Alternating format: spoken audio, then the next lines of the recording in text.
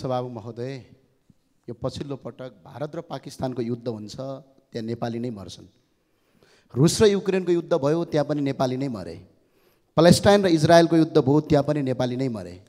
यो कस्तो गरिबी हो, यो कस्तो बेरोजगारी हो सम्माननीय सभामुख महोदय। सरकार मौन छ। हालै साउदी अरबको जुबेल स्थितमा क्याम्पमा 469 जना नेपाली दाजुभाइहरू अहिले पनि बन्धक भएका छन्।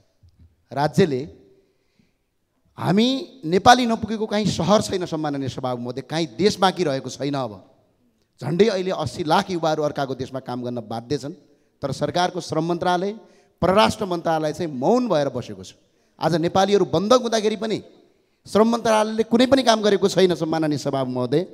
2024 को डाटालाई यदि आकलन गर्ने हो मात्रै भने पनि सम्माननीय सभामुख महोदय 8,56,422 जना मान्छे चाहिँ विदेश जान पाऊँ भनेर आवेदन दिएका छन्। 80 लाख भन्दा बढी युवाहरू अर्काको देशमा छन्।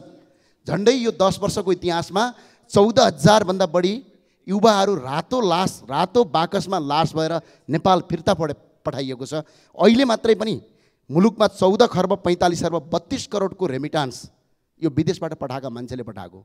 आज हामी संसदहरू, प्रधानमन्त्री, मन्त्री, यहाँको कर्मचारी, सबका सब मान्छेहरूको आज तलब र भत्ता यही विदेशमा पठाएका मान्छेको रेमिटले तानेको छ। हामीले नुनको सोझो गर्नुपर्छ कि पर्दैन सम्माननीय सभामुख महोदय?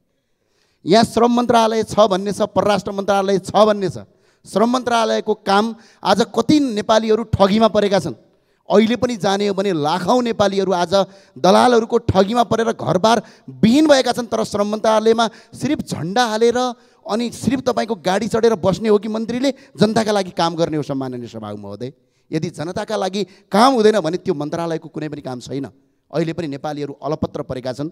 परराष्ट्र मन्त्रालय कुनै कूटनीतिक सम्बन्ध गाँसेको छैन। जहाँ गए पनि नेपाली मर्नुपर्ने बाध्यताको अन्त्य गर्नुपर्ने छ सम्माननीय सभामुख महोदय। र म अहिले पनि यो सदनलाई र सम्माननीय सभामुख